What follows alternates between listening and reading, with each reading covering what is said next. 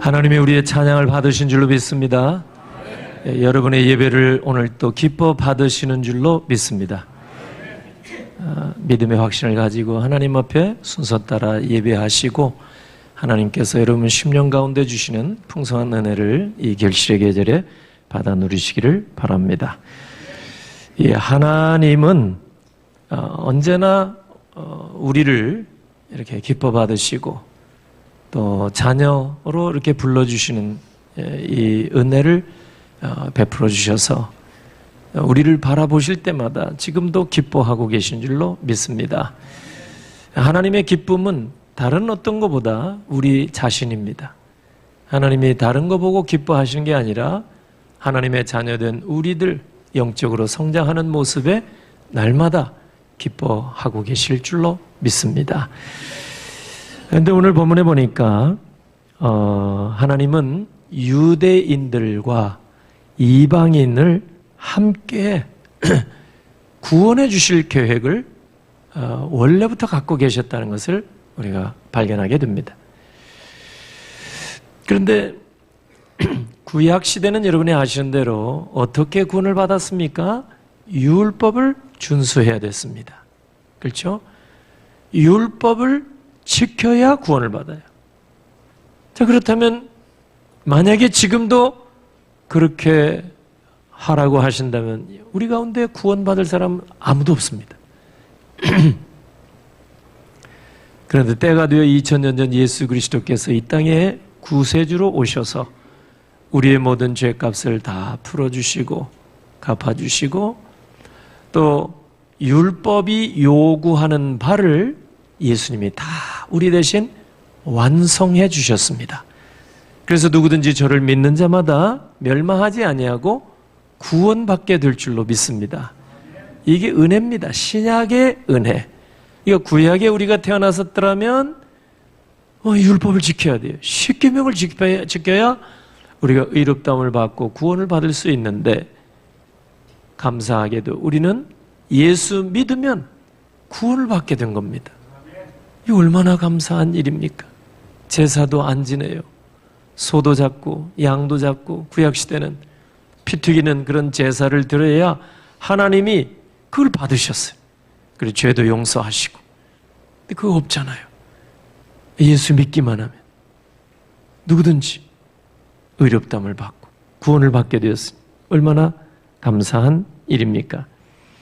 그런데 하나님은 구약시대부터 뭔가 구원의 큰 계획을 가지고 계셨습니다. 그 구원의 계획이 뭐냐? 바로 장차 때가 되면 이방인들이나 유대인이나 할 것 없이 다 율법을 지켜서 구원받는 게 아니라 복음을 받아들이고 복음에서 말한 바 예수 그리스도를 믿으면 다 구원받는 시대가 오게 될 것이다. 하나님은 이 구원의 큰 계획을 구약시대도 품고 계셨습니다. 구약시대에는 아브라함과 같은 특별한 사람에게만 이 사실을 알려주셨어요. 아브라함이 저를 믿음의 의로 여기신지라. 구약시대도 믿음으로 의롭다움을 받는 사람이 있었습니다. 그런데 전체에게 알리지 않았어요. 오늘 본문에 보면 비밀이라는 얘기가 많이 나옵니다. 비밀. 하나님께서 다 알려주지 않았어요. 구약시대는 율법을 지켜야 하면 구원받는다. 그런데 이제 누구든지 이방인이나 유대인이나 할 것 없이 복음 안에서 예수 그리스도를 믿음으로 말미암아 구원받는 길이 이제 열려졌다는 것을 하나님은 사도들과 선지자들에게 먼저 알려주시고 그리고는 사도 바울에게도 알려주셨습니다. 아마 2000년 전에 성도들에게는 충격적인 일이 아마 아닌가 이런 생각이 들어요. 왜냐하면 구약시대 수천 년 동안 제사를 지어야 돼요. 죄를 지은 사람이 있으면 사람이 죽어야 되는 죄값을 치러야 하는데 대신 짐승에게 안수해서 죄를 전가시키고 짐승을 제물로 바쳐 하나님께 드려야 죄 사함을 받고 용서를 받게 되었습니다. 이게 구약시대 법입니다. 근데 하나님은 예수 그리스도를 이 땅에 구세주로 보내주시고 신약시대가 도래하게 하신 다음에 이제 이스라엘 백성이든 유대인이든 이방인이든 할 것 없이 누구든지 이제 복된 소식, 복음을 듣고 예수 그리스도를 믿게 되면은 이제 더 이상 제사 지낼 필요 없이 또 율법을 지킬 필요가 없이 믿음으로 구원받는 길을 활짝 열어주셨습니다. 이것을 사도들에게 알려주셨어요. 그리고 바울에게도 알려주셨어요. 이 생각하면 얼마나 큰 일입니까? 그죠? 바울은 정말 이 하나님의 예전에는 비밀, 여기 그 5절에 보면은 6절에 보면 다른 세대라 이렇게 나오죠. 다른 세대 5절입니다. 5절. 다른 세대라는 말은 이전 세대. 이전 세대라는 말은 구약 시대. 그때는 이 복음이 알려지지 않았어요. 하나님이 숨겨놨다 이 말이에요. 드디어 2000년 전에 이것을 사도들에게 드러내 보여주셨어요. 그리고 바울에게까지. 그러니까 바울이 이걸 생각하니까 바울이 어떤 사람입니까? 옛날에 예수 믿기 전에 디모데 전서 1장 13절 보면 바울이 예수 믿기 전에는 예수 그리스도에 대해서 비방했던 사람이에요. 그리고 예수를 믿는 사람들에게는 폭행자였어요. 하고 많은 사람 가운데 그런 사람 바울을 이제 예수 그리스도, 그가 비방했던 예수 그리스도를 이방인에게 전하는 사도로 그렇게 불러주시고 세워주셨다 생각할 때 바울이 옛날 일 생각하면 너무 송구하기도 하고 옛날에 비방자요 폭행자였으니까 얼굴을 들 수 없을 정도로 부끄러운 거예요. 그래서 8절 말씀에 청량할 수 없는 하나님의 은혜입니다 이렇게 고백해요. 나 같은 자에게 하나님의 비밀을 알려줘. 여러분 친구지간에도 너한테만 얘기해 준다고 응? 비밀이야. 이거는 친한 관계가 여러분 형성이 된 다음에야 할 수 있는 일 아닙니까? 하나님께서 바울 옛날에 예수를 비방하고 예수 믿는 자를 폭행했던 사람인데 굳이 그를 불러서 특별한 사도로 세워주시고 바울에게도 하나님의 구원의 비밀, 이 구원의 큰 계획을 알려주셨으니 다른 사람도 아니고 나에게 바울이 너무 감사한 거예요. 이건 측량할 수 없는 하나님의 은혜입니다. 과거에 바울은 유대교에 있을 때 예수님을 몰라도 너무나 몰랐습니다. 그래서 예수 그리스도의 복음을 전한 이 스데반 돌로 쳐 죽이는 일에까지 가담한 사람이 바울이었습니다. 그러니까 그걸 생각하면 생각할수록 얼마나 부끄러운지 주님 앞에 얼굴을 들 수가 없는 겁니다.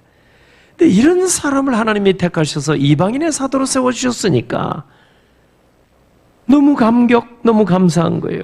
7절에 보면 바울은 하나님께서 맡겨주신 이방인 구원을 위해 복음 전도의 일꾼이 된 것을 매우 영광스럽게 생각하고 있습니다. 내가 이 일꾼이 되었노라. 일꾼. 이 말 속에는 영광의 직분을 내가 받았다. 이것을 암시하고 있습니다. 8절에서는 모든 성도 중에 지극히 작은 자보다 더 작은 저인데 저에게 이 엄청난 직분을 맡겨주셨다. 감사하고 있습니다. 바울은요, 자기 자신을 막 극소화하고 있어요. 극소화. 낮추고. 그런데 하나님이 주신 직분은 극대화하고 있어요. 이게 옳은 태도죠, 하나님 앞에. 여러분, 교회 직분자든 여러분 생각 어떠십니까? 과연 바울 같은 생각을 하고 있는지. 오늘 세속에 물들어 사는 성도들을 보면은요, 자기 자신은 극대화, PR하고 알리고 내가 이런 사람 명함을 내고, 근데 교회의 직분은 극소화,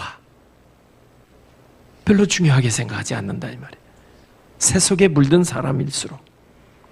근데 바울은 자기 자신에 대해서는 지나칠 정도로 극소화, 자기 자신을 낮추고, 그러나 하나님이 세워주신 직분, 이방인을 위한 사도, 이 직분, 이것은 막 극대화하고 있어요. 너무 감사, 영광스러운 직분입니다. 이렇게 고백을 하고 높이고 있습니다. 전에는 교만했던 전력이 바울에게 있었습니다. 그죠? 바울이 어떤 사람이에요? 갈라디아나 빌립보서에 보면은 회심 전에 바울은 유대 사회에서 최고 엘리트 의식을 가졌던 사람이에요. 다른 말로 하면 매우 교만했던 사람이에요. 자기가 대단한 사람으로. 그런데 예수 그리스도를 만나서 회심한 다음에는 철저하게 생각이 바뀌어졌습니다. 왜? 예수 그리스도를 뵈니까 하늘 보좌 영광을 다 내려놓으시고 낮고 천한 이 땅에 사람의 모습으로 또 종의 모습으로 우리 가운데 오신 거예요. 그리스도의 지극히 낮아지심 그 모습을 보고 감동을 받은 거예요, 바울이. 그래서 자신을 쳐서 복종시켜서 이길 정도로 자기 자신을 낮추고 또 낮춘 거예요. 그래서 오늘 본문에도 맨 나중에 만삭되지 못하여 난 자 같은 내게도 보이셨느니라, 이런 고백을 고린도전서 15장에서 먼저 하고, 또 고린도전서 15장 9절에 보면은 사도 중에 가장 작은 자라, 회심 직후에 그런 고백을 하고, 오늘 본문 8절에 와서 보면 모든 성도 중에 지극히 작은 자보다 더 작은 저에게도 이 은혜를 주셨습니다, 이 고백하죠. 그러니까 고린도전서 15장에는 사도들과 비교해 볼 때 나는 사도 중에 가장 작은 자입니다, 회심 직후에는 이런 고백을 했어요. 근데 어느 정도 이제 예수 믿고 나서 신앙의 어떤 성숙한 자리에 나아간 다음에 고백이 오늘 본문입니다. 8절에 나는 성도 중에, 모든 성도 중에 지극히 작은 자보다 더 작은 자입니다. 앞서서는 사도들과 비교해 볼 때 나는 꼴찌, 근데 오늘 본문 8절에서는 모든 성도들과 비교해봐도, 사도들이 아니에요, 일반 성도들과도 비교해 볼 때 나는 작은 자 중에 더 작은 자, 더 낮추는 거예요. 뿐만 아니라 바울의 생애 말기에 가서 보세요. 바울의 생애 말기에 기록한 서신서가 디모데서입니다. 디모데전서, 디모데후서. 거기에 디모데전서 1장 15절에 보니까 사도 바울은 죄인 중에 내가 괴수입니다, 이렇게 고백을 하거든요.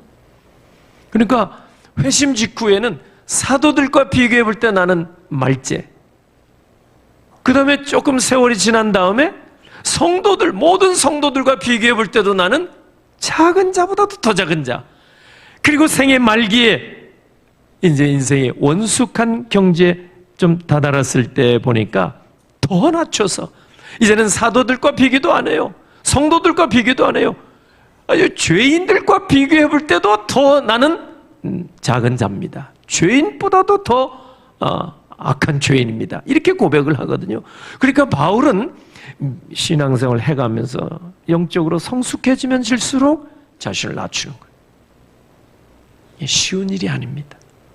저도 그냥 말이야 뭐 이렇게 청산유수로 그냥 이렇게 하는 것 같지만, 여러분 겸손만큼 우리가 지키기 여러분 참 어려운 게 어디 있겠어요. 참이 어렵습니다. 근데 바울이 철저하게 예수 그리스도를 만난 사람이, 예수님이 그렇게 하셨어요. 하늘 영광 다 내려놓고 이 땅에 냄새나는 사람의 모습으로 예수님이 그렇게 오셨어요. 그러니까 그 모습의 감업을 받으니까 바울도 예수님의 제자로 예수님을 따라서 평생을 그렇게 갈수록 자신을 낮추고, 오늘날도 믿음이 예수를 진실로 만난 사람이라면 절대로 자기 자신을 드러내는 일이 없습니다. 어설프게 예수 그리스도를 만난 사람일수록 자기 자신을 극대화시켜요. 하나님의 주신 직분은 없이 여기고, 그런 믿음이 없다는 증거입니다. 여러분, 하나님께서는 사도 바울을 통해서 유대인들도 내버려 둔 이방인을 구원해낼 계획을 가지고 계셨어요. 사실은 구약시대부터 다 율법을 지켜야 구원을 받는다고 구약시대는 가르쳐 주셨어요. 그러나 하나님의 마음은 장차 때가 되면, 다시 얘기해서 예수 그리스도가 이 땅에 이제 오시게 되면은, 그때는 이스라엘이고 이방인이고 상관없이 누구나 율법 준수로 구원받는 게 아니라 예수 믿어서 구원받는 그때가 반드시 올 것이다. 하나님은 마음에 계획을 가지고 계셨는데, 이 계획을 2000년 전에 사도들에게 알려주시고 이 바울에게도 알려주신 것입니다. 할렐루야. 이 얼마나 귀한 일이에요. 그죠? 이 계획을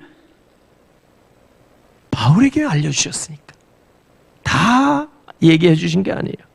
그래서 바울을 통해서 이방인들에게, 모든 사람들에게 이 하나님의 구원 계획을 알려주도록 그렇게 하셨습니다.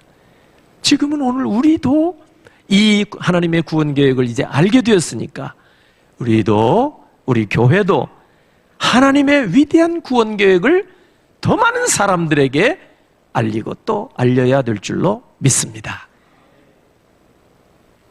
너에게만 얘기해 준다. 이게 구원의 비밀이에요. 이거를 우리에게 알려주신 거예요. 성경을 통해서. 그러니까 이것을 가만히 있으면 안 된다 이 말이에요. 바울은 예수 그리스도의 복음을 믿는 유대인이나 만약에 복음을 믿으면 이방인이나 할 것 없이 그리스도 예수 안에서 축복을 반드시 받게 되는데, 세 가지를 받는다고 오늘 본문에서 말씀합니다. 첫째, 6절에 보면 세 가지를 말씀하는데, 첫째는 뭐냐? 다 함께 받는 거예요. 첫째는 함께 상속자가 되고, 함께 상속자가 된다는 건 뭐예요? 아들에게나 상속의 자격이 있죠. 근데 우리는 예수 믿게 되니까 하나님의 자녀로 입양이 된 줄로 믿습니다. 하나님의 자녀였어요. 요한복음 8장 44절에 보면 너희는 너희 아비 마귀에서 났다. 원래 마귀의 자식이라 그 말이거든. 근데 우리는 예수 믿게 되니까 내가 마음으로 믿고 의로 입으로 신하여 구원을 받는데, 하나님의 자녀로 막 영적인 호적이 바뀌어졌어요. 할렐루야. 입양이 돼서 하나님의 자녀의 권세를 우리가 받은 줄로 믿습니다. 자녀이면 후사, 상속권이 있는데, 그 상속이 뭐냐? 영원한 나라를 유업으로 우리가 받게 될 줄로 믿습니다. 지상에서 땅 한 평만 가지고 있어도 자랑할 만하지만은, 여러분, 영원한 나라를 유업으로 우리에게 약속해 주신 분이 하나님 아버지인 줄로 믿습니다. 이 땅은 다 종이가 탈 때 말려서 다 없어 사라지듯이, 여러분 예수님 다시 오실 때는 다 이렇게 사라진다고 말씀하십니다.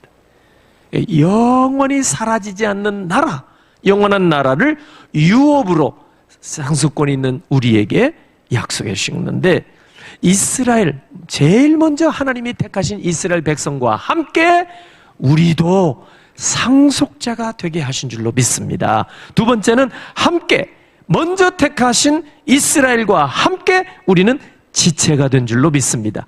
지체가 뭐예요? 한 몸 공동체의 일원이 됐다는 거예요. 지체. 예수 그리스도를 머리로 하는 이 교회라는 공동체의 한 일원이 된 거예요. 영적 이스라엘 공동체의 합당한 멤버가 된 거예요. 일원이 됐다 이 말이에요. 이게 보통 일이 아니죠. 교회 공동체의 일원이에요. 교회는 예수 그리스도가 머리가 되십니다. 우리는 몸, 지체. 예수님이 머리가 되신 이 공동체에 우리가 속해졌다는 것만 해도 얼마나 이게 은혜입니까? 예수의 공동체. 여러분, 예수님의 12제자 공동체 누가 책임져 주십니까? 예수님이. 제자들 3년 동안 회비 냈습니까? 생활비 낸 적 있습니까? 제자들 3년 동고동락 예수님과 하면서 무엇을 먹을까 무엇을 입을까 여러분 신발 살 걱정하고 앉아 있은 적이 있습니까? 예수의 제자 공동체에 들어간 12제자 한 번도 먹을 염려 입을 염려 한 적이 없습니다. 왜? 예수 그리스도께서 다 책임져 주셨기 때문입니다. 오늘도 예수 그리스도를 머리로 하는 이 공동체 안에 우리가 다 들어와 있어요. 소속돼 있으면 누가 책임져요? 예수 그리스도께서. 세상 나라에서 여러분 미국 같은 나라에 소속된 국민들은 미국 정부가 끝까지 가서 도와준다고 그러잖아요. 비교할 수는 없지만 우리가 하나님 나라의 공동체 일원이 되기만 하면 하나님 왕국의 주인이 되시고 대표가 되시고 머리가 되시고 우리 주님이 끝까지 그 하나님 나라의 백성을 책임져 주실 줄로 믿으시기를 바랍니다. 그러니까 예수님께서 왜 그냥 허투루 말씀하셨겠어요? 무엇을 먹을까 무엇을 입을까 염려하지 말라.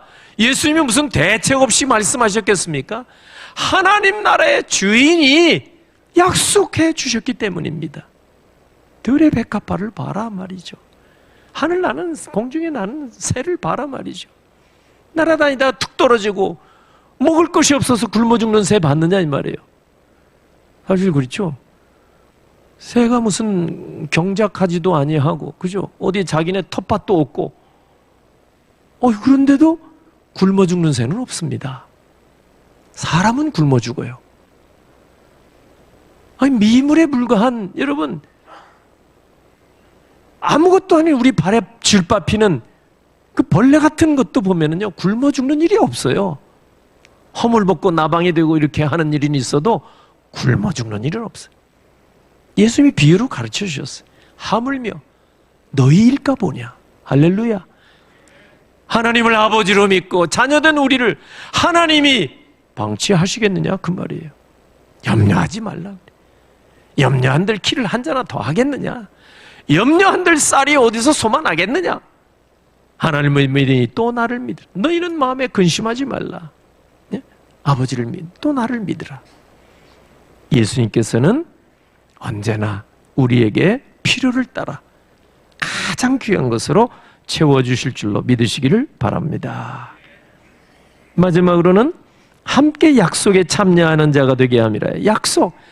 우리 주님이 약속해 주신 축복의 약속이 얼마나 많아요. 성경에 어떤 학자는 창세부터 계시록까지 하나님이 약속하신 것을 쫙 했는데 최강권 하나님이 약속해 주신 바가 이렇게 많아요. 창세기부터 계시록까지.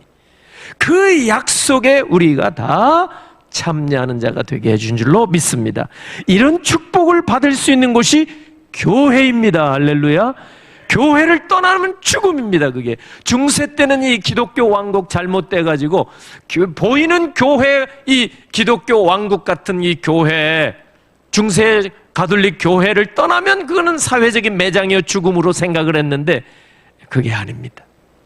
보이지 않는 교회, 예수 그리스도가 머리이신 이 교회, 눈으로 보이는 교회가 아니라 하나님이 택하신 백성들이 모인 교회, 그 교회가 바로 여러분 이와 같은 세 가지의 복이 있는, 함께 상속자가 될 수 있고 함께 지체가 되고 함께 약속에 참여하는 자가 될 수 있는 그곳이 바로 교회인 줄로 믿으시기를 바랍니다. 그러니 얼마나 영광스러워요. 교회는 문제가 많습니다. 인정합니다. 부족함이 많습니다. 인정합니다. 그러나 교회는 돈 몇 푼 들여서 세운 공동체가 아닙니다. 유력한 자가 와서 아니면 정부에서 이렇게 백성들의 영적 건강을 위해서, 정신 건강을 위해서 이렇게 세워준 기관이 결코 아닙니다. 예수 그리스도의 피값을 주고 세워주신 것이 바로 교회인 줄로 믿습니다. 그리스도의 희생의 터위에 교회가 세워졌어요. 세상에서는 교회를 업수히 보고 손가락질하고 비방하고 저것들이 저게 선한 것이 날 수 있겠느냐 할지 모르겠지만 예수님은 우리를 얼마나 소중하게 존귀하게 여겼으면 천하보다도 귀중한 생명, 피 흘림의 대가로 여러분 교회를 세워주셨겠습니까? 가장 존귀하고 영광스러운 공동체가 바로 교회인 줄로 믿으시기를 바랍니다. 조금 문제가 있어도 예수님의 피값으로 세워졌으니까, 또 교회는 그리스도를 머리로 모신 거룩한 공동체이기 때문에 교회가 거룩하고 교회가 영광스러운 겁니다. 교회가 거룩하고 영광스러운 것은 화려한 건물 때문이 아닙니다. 유력한 인사가 교회에 나와 있기 때문이 아닙니다. 머리 되신 주님이 거룩하시고 주님의 영광스러운 임재가 있는 곳이 교회이기 때문에 교회가 거룩한 공동체요, 교회가 영광스러운 공동체가 되는 줄로 믿습니다. 교회는 죽을 사람 살려내는 생명의 공동체가 되기 때문에 귀하고 영광스러운 겁니다. 생명을 살리는 것이니까. 그리고 교회가 영광의 복음을 전하는 곳이기 때문에 교회가 영광스러운 겁니다. 성도가 복음을 전할 때 영광의 복음을 전하는 것이 되기 때문에 성도의 직분 또한 영광스러운 것이 될 줄로 믿습니다. 바울은 자신이 복음을 전하다가 고난을 받는 것조차 교회의 영광이라고 말씀합니다. 오늘 13절에 이는 너희의 영광이니라. 우리가 고난을 받으면 힘들어하죠. 원망이 될 수 있고 불평이 될 수가 있지만 적어도 바울은 고난을 뭐라고 생각을 했느냐? 영광이니라. 지금 고난을 영광의 개념으로 막 승화시켜서 생각하고 있는 거예요, 바울이. 우리는 여기까지 못 미치는 것 같아요. 고난은 그저 고난, 고난은 그저 아픔, 고난은 그저 힘든 일이에요. 근데 바울은 우리와 성정이 똑같은 사람인데도 불구하고 고난을, 복음을 전하다가 당하는 고난을, 그것은 예수 그리스도의 흔적이요, 영광의 상처요. 그렇기 때문에 고난을 영광의 개념으로 승화시켜서 여기 이해하고 있습니다. 로마서 8장 18절, 생각하는데 현재의 고난은 장차 우리에게 나타날 영광과 비교할 수 없도다. 예수 그리스도의 십자가는 고난 중에 고난의 상징이죠. 그러나 예수님은 영광의 십자가로 여겨 주셨습니다. 이제 교회가 해야 할 일이 있습니다. 2000년 전에 수천 년 동안 구약시대 율법 준수를 통해서만 구원받을 수 있다는 이 법을 우리 하나님께서는 2000년 전에 예수 그리스도를 이 땅에 보내주시고 이제 새로운 구원의 계획을 사도들에게, 특별히 바울에게 알려주셔서 이제는 복음 안에 들어있기만 하면, 누구든지 예수를 믿기만 하면 구원받을 수 있다고 하는 이런 놀라운 하나님의 계획을 이제 하나님께서 2000년 전에 사도들에게, 바울에게, 그리고 오늘 우리에게도 알려주신 줄로 믿으시기를 바랍니다. 유대인뿐만 아니라 이방인들도 율법을 준수하지 않아도 누구든지 예수를 믿으면 구원받을 수 있다는 이 사실, 이제 우리 교회가 이제는 더 많은 사람들에게 알려야 할 사명이 있는 줄로 믿습니다. 여기 6절에 보면 복음으로 말미암아, 율법이 아니죠? 또 12절에도 보면 마찬가지죠? 믿음으로 말미암아 구원받고 하나님의 백성이 될 수 있다는 이 놀라운 사실, 이게 복음 중에 복음이죠. 좋은 소식이죠. 바울은 이 복음을 먼저 이방인에게 펼쳐 보여주기를 원했습니다. 8절에 보니까 그리스도의 풍성함을 이방인에게 먼저 전하게 하시고, 그리고 바울을 택하신 거예요. 이거 바울이 전략을 짠 거예요. 하나님이 바울에게 펼쳐 보여주신, 이제 드디어 비밀을 드러내 주셨는데, 율법 준수가 아니라 예수 믿으면 누구든지 다 구원받는다는 이 하나님의 위대한 구원 계획을 바울에게 알려주셔서 이제 바울은 기도하면서 세 단계로, 첫째는 이방인들에게 먼저, 8절이에요. 9절에 보면 우리 번역에는 확실하게 이렇게 잘 확연하게 드러나 있지는 않습니다만은 우리 쉬운 성경이라고 우리말 성경이 또 있거든요, 번역이. 거기 보면 모든 사람에게 전할 임무도 맡기셨다. 이 9절 말씀에 보면 하나님의 비밀한 경륜을 어떠한 것을 드러내게 하려 하심이라 우리 성경에 그렇게 되어 있는데 원뜻은 모든 사람에게 드러내고자 함이라. 바울이 세 단계로, 첫째는 이방인들에게 이 하나님의 구원 계획을 빨리 알려야 되겠다. 두 번째는 이제는 모든 사람에게, 세 번째는 10절 말씀에 하늘에 있는 통치 그리고 권세자, 그러니까 하늘에 있는 모든 영적인 존재들에게까지 이 위대한 하나님의 구원의 경륜, 구원의 비밀을 내가 알려야 되겠다.